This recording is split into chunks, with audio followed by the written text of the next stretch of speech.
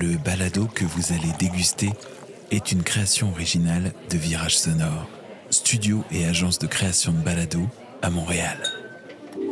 Bonjour, vous écoutez L'Appel du Nature, un balado sur le vin nature à Montréal et ses environs, animé et réalisé par Valérie Lefebvre et produit par le studio Virage Sonore.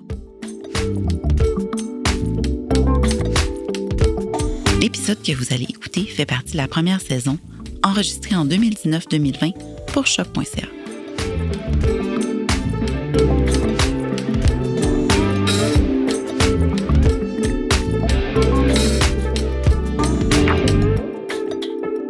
Dans la continuité de l'événement de la cuvée et parce qu'on voulait s'initier au monde de la bière, on a rencontré Hugo Jacques, sommelier bière au Point Carré. Bonne écoute!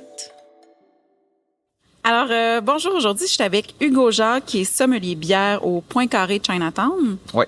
Et puis, j'aimerais ça que tu te présentes brièvement. Ben, en fait, je suis sommelier.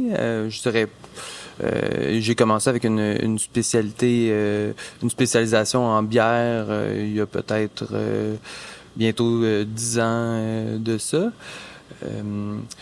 En fait, mon parcours a pas... J'ai pas planifié tant me lancer en sommellerie. C'est un peu arrivé par la force des choses. Mm-hmm. J'ai commencé mon parcours plus comme humoriste à la base. Fait que je suis diplômé de l'École nationale de l'humour. Puis je pense qu'à un moment donné, j'ai réalisé que je faisais de l'humour juste pour avoir de la bière gratuite dans les bars. Fait que j'ai décidé de devenir sommelier, puis j'avais encore plus de bière gratuite dans les bars. En fait, je me suis ramassé... je pense que j'ai toujours eu un talent ou un bon nez, je pourrais dire, à la base. J'ai toujours une facilité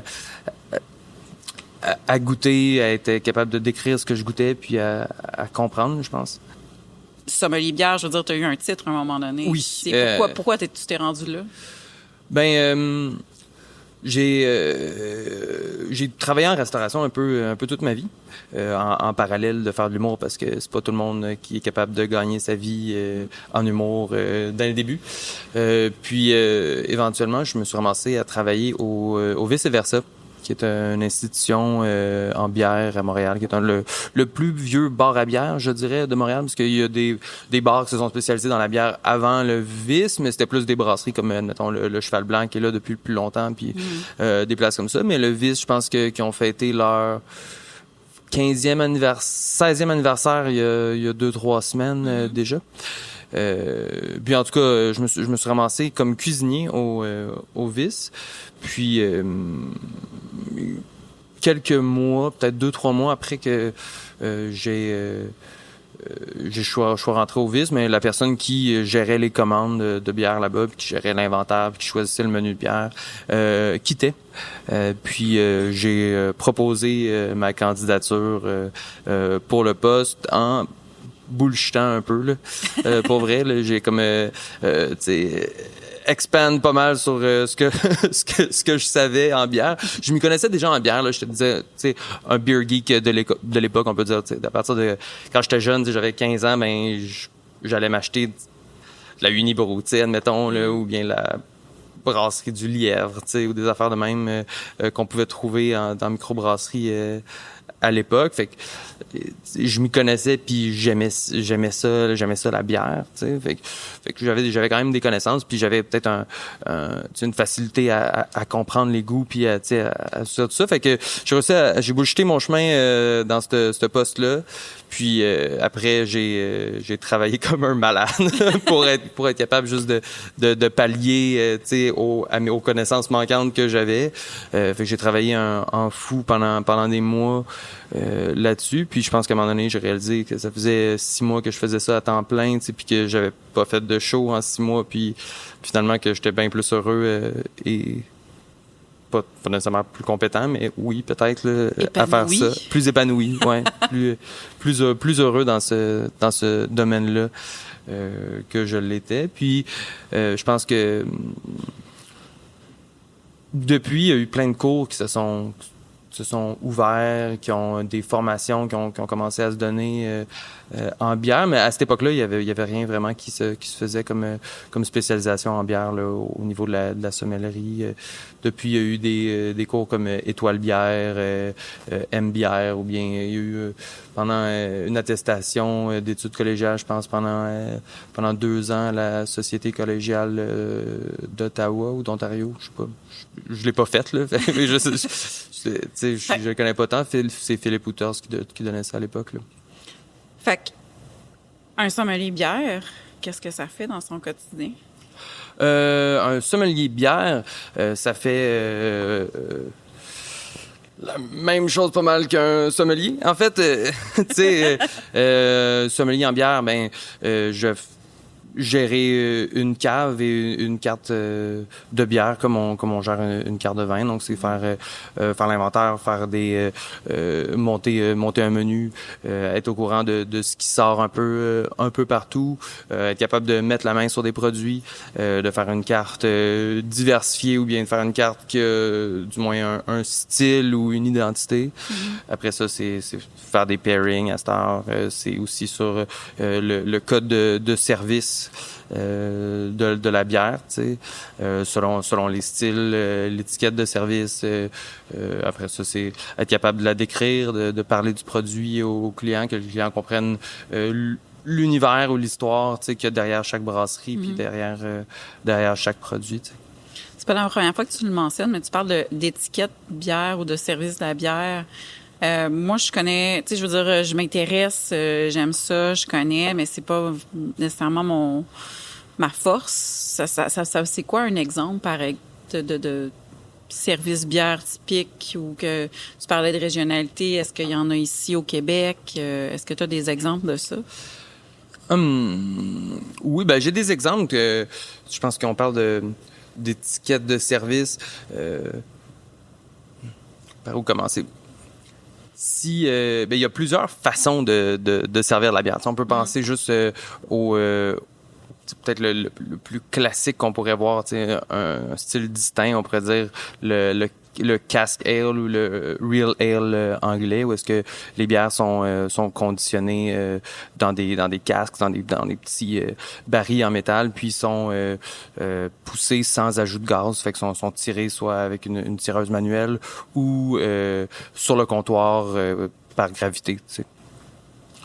Puis après ça, il y a sont servis à une température qui est presque température pièce ou température cave, avec presque pas de carbonatation. Ben, beaucoup de personnes vont penser qu'il n'y a pas de carbonatation, là, mais il y a une carbonatation qui est juste beaucoup plus légère et très importante dans le casque.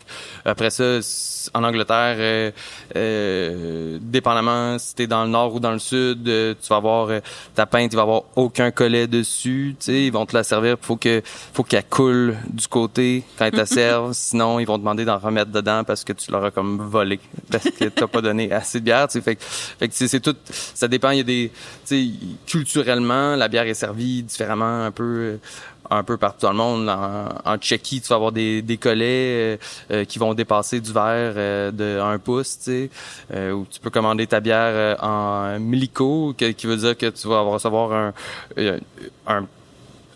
un boc juste de mousse, tu sais, qui vont servir la bière juste parce que tu demandes une millikose, parce que tu veux juste de la mousse. Qu'est-ce que tu fais avec une bière avec juste de la mousse? Je suis désolée. C'est comme la meilleure partie de la bière. Fait que c'est normal. C'est souvent des gens qui veulent... Parce qu'il y a c'est des formats uniques, fait que c'est souvent des gens qui veulent juste comme la moitié d'une bière, admettons. Ah, OK. Comme la dernière bière. Juste comme, j'en prends une dernière, mais je vais prendre une milliko, tu sais.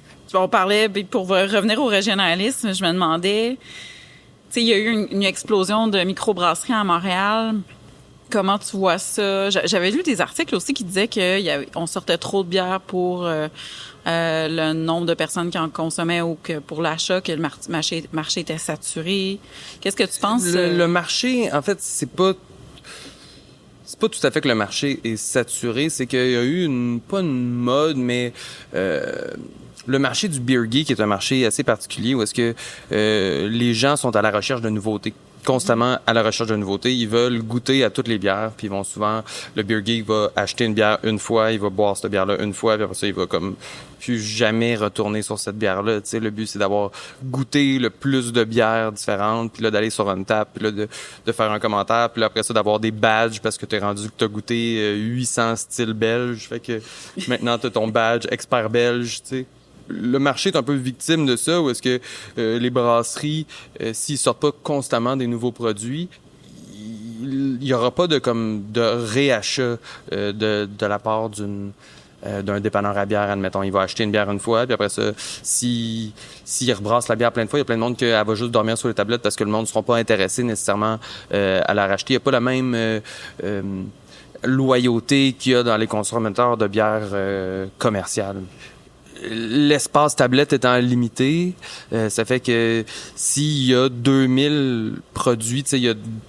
J'ai pas le chiffre exact en tête, là, mais je pense que on est rendu en haut de 200 brasseries au Québec. Puis si tout le monde sort 40 bières différentes par année, mais là, il y a pas la place sur les tablettes pour avoir autant de bières différentes. Fait que ce qui se passe, c'est plus une saturation de l'espace tablette qui font que les nouvelles brasseries, mais elles sont pas capables de vendre leurs produits, pas parce que c'est une affaire de quantité, mais c'est une affaire qui a juste pas de place sur les tablettes des commerçants. T'sais. Puis le monde se bat énormément pour ça. Comme, y a-t-il une solution à ça? Oui. Je sais pas si je l'ai, mais je pense que la solution est plus dans l'habitude du consommateur. Je pense qu'on devrait se responsabiliser là-dessus, puis au lieu de tout le temps vouloir goûter quelque chose de nouveau, une genre de nouvelle bière avec des paparmanes dedans, tu sais. Ben, on peut-tu laisser les brasseurs se concentrer sur être capable de perfectionner un produit, puis d'amener leur même bière plus loin, puis qu'elle soit parfaite au lieu qu'elle soit juste comme la nouvelle affaire bizarre que tout le monde devrait essayer, tu sais. Je pense que c'est pas bon pour l'industrie, puis je pense que c'est pas bon pour le consommateur non plus, parce que ça fait pas un meilleur produit quelqu'un qui fait tout le temps une nouvelle bière à chaque fois, là, tu sais. Puis, est-ce que dans la bière, il y a... en vin, on parle de l'effet millésime, fait que, tu sais, d'une année à l'autre, que le vin soit différent. Est-ce qu'il y a le même phénomène dans la bière? Pas tout à fait, parce que, premièrement, il y a des bières qui sont millésimées, là, définitivement. Il y a des bières il y a des brasseries qui font une bière une fois par année, puis ils vont le millésimer, puis il va y avoir des différences dans le brassin, c'est sûr. Mais la plupart des brasseries vont brasser la même bière peut-être 8, 10, 12 fois dans l'année. Et plus, là, il y a du monde qui brasse 4 fois la même bière par semaine toute l'année. Fait que oui, il y a des différences entre brassins, mais ça reste que l'orge est importée, le houblon est importé, la levure est sélectionnée. Il y a pas l'aspect terroir. Puis il y a pas vraiment l'aspect... Il y a des années que certains houblons sont meilleurs que d'autres, oui. Mais on se rappellera pas de genre... 2016, c'était une maudite bonne année pour les IPA, tu sais. C'est pas... It's not a thing. Mais si jamais ça arrive, je pense à tout. On en parlait aussi la dernière fois qu'on s'est rencontrés. Fait que toi, tu voyages parce que t'es juge aussi. J'essaie de voyager pour d'autres choses des fois, mais majoritairement, c'est pour ça que je voyage, oui. Je suis juge dans les concours de bière à l'international. Fait que je suis invité pour faire partie de jury où est-ce que je bois plein de bières, en fait. Puis comment tu juges une bière? C'est quoi les caractéristiques d'une bonne bière? C'est quoi ce genre de concours-là? Qu'est-ce que vous jugez? J'imagine que c'est pas tous les concours, ils ont un peu des façon de procéder légèrement différente. Des grilles qui sont légèrement différentes, mais les grilles se ressemblent quand même beaucoup. Là, parce qu'on va juger une bière sur son apparence, sur son mouthfeel, sa texture en bouche, sur le fait qu'elle ait une absence de défaut, ses arômes, son respect au style et notre appréciation générale du produit. Souvent, on va juger en panel. Fait qu'on va être comme autour d'une table avec 5, 7 autres juges. Puis on va passer à travers, à l'aveugle, à travers des styles. Puis on va noter, puis après ça, on va discuter sur et placer les bières dans un ordre, puis accorder des médailles. Puis souvent, admettons que je me ramasse à juger les triples belges, admettons. Mais là, je vais juger un certain nombre de rondes de triples belges. Je vais avoir 15 bières devant moi, je vais toutes les noter, puis après ça, peut-être je vais avoir un deuxième ronde de 15, puis après ça, une autre table, eux vont en juger d'autres, puis après ça, il va y avoir un deuxième ronde, puis ce sera d'autres tables qui vont juger les meilleurs que nous on a jugés, qu'on a mis de côté, puis après ça, une dernière table va se ramasser avec la finale, fait qu'ils vont comme sélectionner, ils vont donner les médailles dans les 6-7 bières qui restent, admettons. Est-ce qu'on fait comme dans le vin? Est-ce qu'on crache la bière? En bière, le monde crache pas. C'est... Ouais, non, en bière, le monde crache pas parce que l'amertume est quelque chose de très important dans la bière. Puis c'est beaucoup moins présent dans le vin. Puis pour vraiment être bien capable de goûter l'amertume, tu sais, faut être capable faut avaler la bière pour avoir le feel complet. Fait que c'est pour ça que vous faites pas toute la compétition? Non, on fait toute la compétition dans le sens que... Dans le sens que c'est plusieurs groupes qui jugent, qui se rendent à la finale? C'est dans le sens qu'il va y avoir, admettons, 100 catégories. Fait que moi, je vais juger le premier round des triples. Après ça, je vais juger le troisième round des brown ale. Puis après ça, je vais juger les IPA anglaises. Puis après ça, je vais juger plusieurs styles dans la même journée. Je peux boire 100 échantillons, 150 échantillons de bière dans une journée, dans un avant-midi, genre. Fait que là, la question, c'est, t'es-tu sous après? De moins en moins. Est-ce que c'est un bon signe? Ben, dans le sens que je pense que plus t'es bon ou expérimenté, même moins t'as besoin de boire. Ouais. Plus, tu sais, juste au nez, tu vas être capable de reconnaître plein de défauts. Plus tu vas être assuré tu vas prendre une gorgée, une deuxième gorgée, puis tu vas avoir fait le tour de la bière dans ta tête. T'as pas besoin de boire ton 3 onces de bière à chaque shot, tu sais. Tu rendu que tu prends 2 gorgées, that's it, puis là, t'es capable de passer au travers. Mais je me rappelle une année en Italie, j'avais 3 rondes avant midi. J'avais Belgium Strong Ale.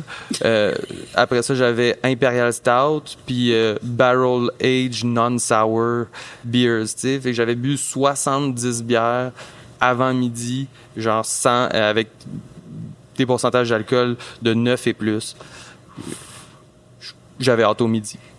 Comment, je veux revenir à ça parce que tu parlais beaucoup, on parle de régionalisme, de comment est-ce qu'on boit la bière. Il y a eu une éclosion au Québec. Comment tu qualifierais la scène brassicole du Québec en ce moment? Comment elle se distingue? Comment...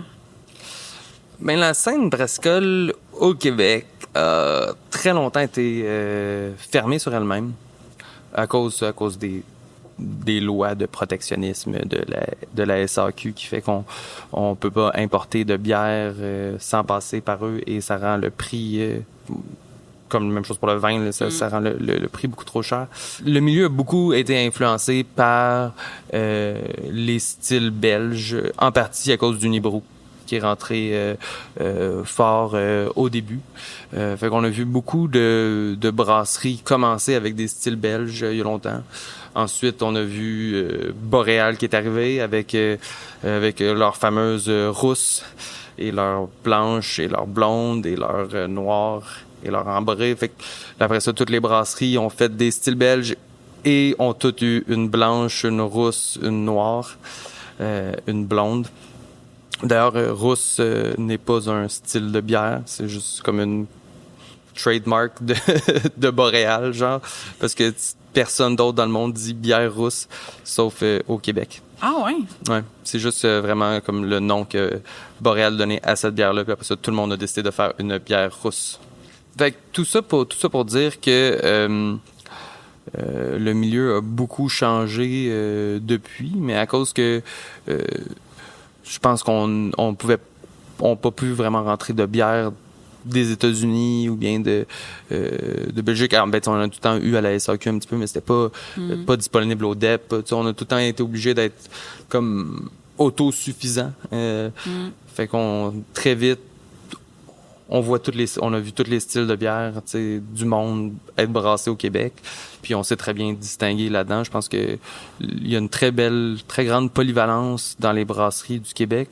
Chaque brasserie brasse beaucoup de styles différents et font beaucoup de sortes de bières différentes. Ce qu'on voit pas ailleurs. Mettons, tu vas en Ontario, tu vas dans un bar à bière, il va y avoir sur 20 lignes, il va y avoir 16 IPA, 3 bières sûres aux fruits, puis une Imperial Stout. Tandis que si tu vas dans les bars à bière, puis tu vas avoir des styles belges, des styles tchèques, des styles anglais, des styles américains, tu vas avoir comme toute une panoplie de styles, puis qui sont pas toutes bien faites, là. C'est pas toutes les brasseries qui sont bonnes, mais on a plusieurs brasseries de calibre international au Québec, puis il faut qu'on soit fiers quand même là, de la bière qui sort d'ici. Qu'est-ce que tu penses de ces bières-là qui sortent de collaboration avec des marques, etc.? On en a vu, il y a Donham qui en a fait, il y a Oval qui en a fait, il doit en avoir d'autres. Moi, j'aime personnellement beaucoup ces hybrides-là. Je pense que tranquillement, je pense qu'il y a un certain style dans la bière qui se rapproche au vin, puis il y a certains vins qui finissent par se rapprocher de la bière d'une certaine façon. Fait que je pense que c'est normal qu'il y ait un pont qui se fasse dans certains styles. Puis dans l'expérimentation, moi, il y a beaucoup de choses que je trouve qui sont fabuleuses, qui sont faites de cette façon-là, puis il y a beaucoup de choses qui sont pas bonnes. Mais tu sais, il y a plein de... Je pense qu'il n'y a pas nécessairement de mauvaises idées. Il y a juste des mauvais brasseurs. non, mais tu sais, dans le sens que tout est bien, tu peux tout bien exécuter et faire quelque chose, prendre n'importe quelle idée, puis bien balancer tes produits, puis être capable de trouver un équilibre dans quelque chose, puis tu sais, tout a le mérite d'être fait, t'sais. Après ça, il y a des bonnes et mauvaises expérimentations, puis il y a du monde qui le font pour le hype, puis il y a du monde qui le font par passion, t'sais. Moi, j'ai beaucoup aimé beaucoup de produits mixant justement le vin et la bière, surtout quand c'est dans le but d'aller en fraîcheur, tu sais, puis d'aller chercher le fruit, puis travailler avec les levures qui sont présentes sur le raisin. Moi, ça me fait vraiment triper là, de justement d'aller chercher les levures de vin, les levures du raisin pour fermenter la bière. Ça fait des vraiment cool affaires. J'ai une question, je ne sais pas si tu as la réponse, mais qui me surlupine depuis vraiment longtemps. Pourquoi tout le hype pour la IPA, justement? Pourquoi tout le monde tripe sur la IPA? Ben ça, c'est pas nouveau. C'est une... Bon, d'où vient la IPA? L'IPA est un vieux style de bière anglais qui a refait surface comme 200 ans après que plus personne n'en faisait. Peut-être pas 200 ans, là, c'est un chiffre que j'ai dit au hasard, là, mais comme longtemps. 100 ans.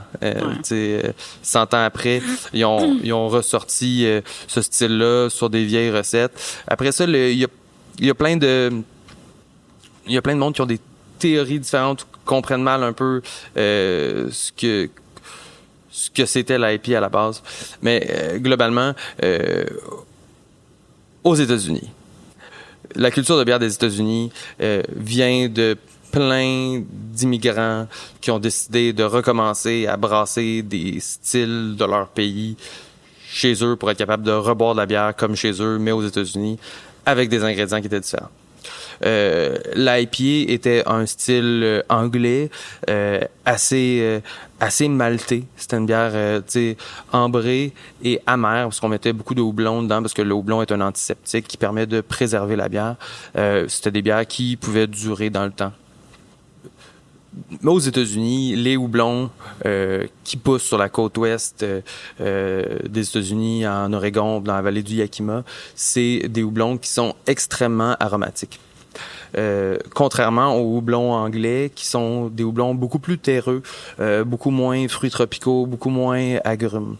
Donc, l'utilisation de houblons diamétralement opposés a créé une bière qui l'était aussi.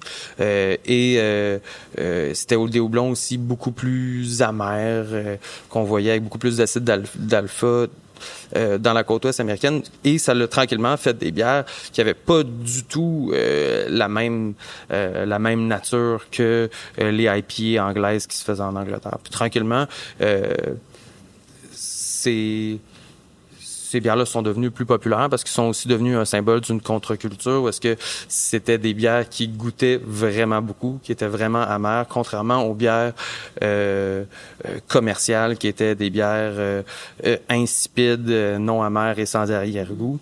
C'est devenu l'IPA un peu le symbole de rébellion brassicole. Fait que c'est devenu très populaire aux États-Unis. Ensuite, il y a eu plein de sous-styles qui se sont faits. C'est devenu un phénomène mondial de faire des bières qui sont extrêmement, extrêmement aromatiques, très fruitées, qui de plus en plus se rapprochent juste du jus, en fait. Maintenant, littéralement, c'est du jus, parce qu'ils mélangent du jus après, puis ils font des slushy IPA, ou des milkshake IPA, ou peu importe. Je pense que c'est un genre d'hybride entre amertume, boire quelque chose que c'est comme du jus, mais que c'est de la bière. Je sais pas, moi, j'aime une IPA de temps en temps, mais c'est pas tellement mon fort. Une bière qui t'a marqué? Une bière qui m'a marqué dans ma vie. Je dirais la buteuse Brassin spéciale du Trou du Diable. Avant que ce soit Molson. Elle est sûrement encore aussi bonne, j'en bois moins souvent. Je pense que c'est la buteuse Brassin spéciale, pour ceux qui n'ont jamais bu cette bière-là, c'est une...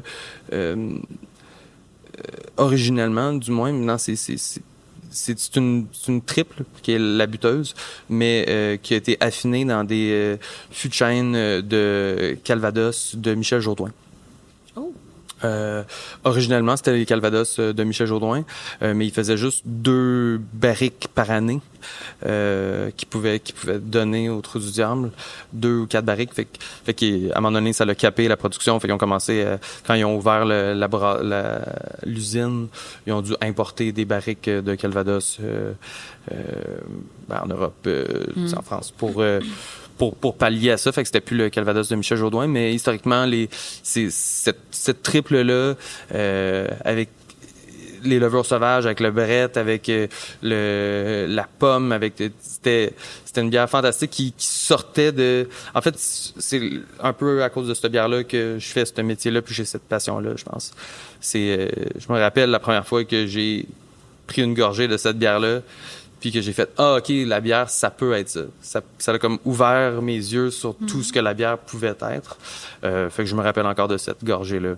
Puis ça reste encore un good find et assez facile à trouver, si jamais. Un classique qui se démode peut-être, mais qui va toujours rester bon. Qu'est-ce que tu achètes à la sac? J'imagine pas de bière, mais qu'est-ce que tu achètes à la sac? Une bouteille? J'achète beaucoup d'eau de vie pour chez nous. Admettons, c'est une des choses que je consomme à la maison. Admettons, de la Mirabelle ou des grappas. J'achète beaucoup de grappas à la sac. Sinon, j'achète du vin nature, dépendamment de ce qui est arrivé puis qui est le fun à ce moment-là, parce que j'ai soif. Je te vois, as-tu une découverte en vin nature que tu as faite récemment? En vin nature, qu'est-ce qui m'a fait triper? Je dirais... le vin que j'ai le plus bu cette année est de domaine Moss. C'est le Bangarang, qui était du Pinot Donis et du Grelot. J'ai sifflé plusieurs bouteilles. D'ailleurs, on a bu ça ici quand on était la dernière fois ici. Ouais, je pense que je suis le plus gros acheteur de ce vin-là au Québec. Le Domaine Moss est super solide, importé par le Vin dans les voiles. Ouais, malheureusement, je pense que dans le prochain millésime, ce vin-là n'existera pas. Il va revenir, espérons-le, dans un autre millésime un jour. Si des gens du Domaine Moss nous écoutent, s'il vous plaît. Dernière question, où est-ce qu'on peut te trouver? Je suis toujours au bar. Fait que si vous voulez venir au Point Carré dans le quartier chinois sur Saint-Laurent, au coin de René Lévesque, un beau 2e étage avec un beau néon devant. Venez, je suis là. Je vais vous proposer des belles choses à boire. Sinon, vous pouvez me suivre sur Instagram, soit la page de Point Carré Chinatown ou Le Rêve de Hugo. C'est mon compte Instagram. Merci beaucoup, Hugo. De rien. Vous venez d'écouter L'Appel du Nature, un balado sur le vin nature à Montréal et ses environs, animé et réalisé par Valérie Lefebvre et produit par le studio Virage Sonore. Si vous voulez rien manquer des prochains épisodes, je vous invite à vous abonner au balado sur votre plateforme d'écoute préférée ainsi qu'à la page Instagram.